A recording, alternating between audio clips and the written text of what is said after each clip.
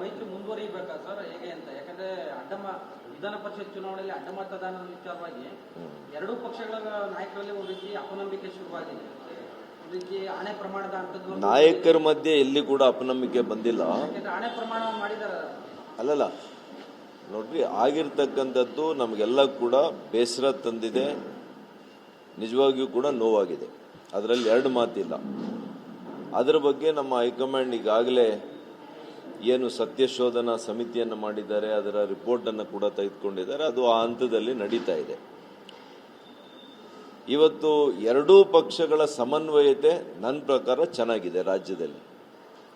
ಅದು ಮುಂದುವರಿಯುತ್ತೆ ಅಂತೇಳಿ ನಾನಂತೂ ವೈಯಕ್ತಿಕವಾಗಿ ಅನ್ಕೊಂಡಿದ್ದೀನಿ. ಮತ್ತು ನಮ್ಮ ಹೈಕಮಾಂಡ್ ಏನು ತೀರ್ಮಾನ ಮಾಡ್ತಾರೆ ಅದರಂತೆ ನಾವೆಲ್ಲ ಕೂಡ ಒಪ್ಕೊಳ್ಬೇಕಾಗ್ತದೆ. ನನ್ನ ವೈಯಕ್ತಿಕವಾದಂಥ ವಿಚಾರಗಳು ಇದರಲ್ಲಿ ಏನು ಬರೋದಿಲ್ಲ. ಅಲ್ಟಿಮೇಟ್ಲಿ ಪಾರ್ಟಿ ಏನು ಹೇಳುತ್ತೆ ಅದನ್ನೆಲ್ಲ ಕೂಡ ನಾವು ಮಾಡಬೇಕು. ಕೇಂದ್ರದಲ್ಲಿ ಕ್ಯಾಬಿನೆಟ್ ರಿಶಫಲ್ ಆಗಬೇಕು ಅಂತಿದೆ ಸರ್. ಯಾವಾಗ ಆಗ್ಬೋದು? ತಾವೇನಾದರೂ ಕೇಂದ್ರ ಸಚಿವ ಆಕಾಂಕ್ಷಿ? ನಾನು ಯಾವುದಕ್ಕೂ ಆಕಾಂಕ್ಷಿನೂ ಅಲ್ಲ, ಲಾಬಿನೂ ಮಾಡೋದಿಲ್ಲ. ಯಾವಾಗಲೂ ಕೂಡ ಮಾನ್ಯ ಪ್ರಧಾನಮಂತ್ರಿಗಳು ಅದು ಅವರ ಒಂದು ತೀರ್ಮಾನ ಇರ್ತದೆ, ನಿಮಗೆಲ್ಲ ಗೊತ್ತಿದೆ ಅದು. ಹಾಗಾಗಿ ಬಹುಶಃ ಈಗ ಮಾನ್ಸೂನ್ ಸೆಷನ್ ಇದೆ, ಮಳೆಗಾಲದ ಅಧಿವೇಶನ 20ನೇ ತಾರೀಕು ಪ್ರಾರಂಭ ಆಗಿ 13ನೇ ತಾರೀಕು ಆಗಸ್ಟ್ವರೆಗೂ ಇರೋದ್ರಿಂದ ಅದು ಮುಂಚೆ ಆಗುತ್ತಾ ಆಮೇಲೆ ಆಗುತ್ತಾ ಎಲ್ಲೂ ಕೂಡ ಅವರೇನು ಹೇಳಿಲ್ಲ. ಎಲ್ಲ ಮಾಧ್ಯಮಗಳಲ್ಲಿ ಬಂದಿದೆ. ಯಾವಾಗುತ್ತೆ ಅದು ಅವ್ರಿಗೆ ಮಾತ್ರ ಗೊತ್ತಿರುತ್ತೆ ಬಿಟ್ಟರೆ ಅವ್ರಿಗೆ ಬಿಟ್ಟು ಬೇರೆ ಇನ್ಯಾರಿಗೂ ಗೊತ್ತಿರಲಿಕ್ಕೆ ಸಾಧ್ಯ ಇಲ್ಲ. ಮತ್ತು ಅವರ ಪರಮೋಚ್ಚ ಅಧಿಕಾರ ಪ್ರಧಾನಮಂತ್ರಿಗಳ ಟೀಮ್ ಅಲ್ವಾ, ಅದು ಅವರ ಟೀಮನ್ನು ಅವರೇ ಆಯ್ಕೆ ಮಾಡ್ಕೊಳ್ತಾರೆ. ಹಾಂ,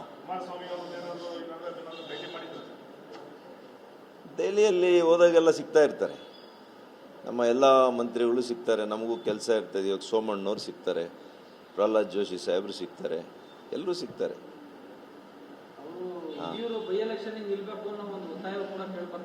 ಯಾರಿಗೆ ಗೊತ್ತಿಲ್ಲ, ನೀವು ಅವ್ರನ್ನ ಕೇಳ್ಬೇಕು, ನಂಗೆ ಗೊತ್ತಿಲ್ಲ. ನಿಮ್ಮ ಪ್ರಕಾರ ಮೈತ್ರಿ ಮುಂದುವರಿಬೇಕಾ ಸರ್ ಹೇಗೆ ಅಂತ? ಯಾಕಂದ್ರೆ ವಿಧಾನ ಪರಿಷತ್ ಚುನಾವಣೆಯಲ್ಲಿ ಅಡ್ಡಮತದಾನದ ವಿಚಾರವಾಗಿ ಎರಡೂ ಪಕ್ಷಗಳ ನಾಯಕರಲ್ಲಿ ಒಂದು ರೀತಿ ಅಪನಂಬಿಕೆ ಶುರುವಾಗಿದೆ.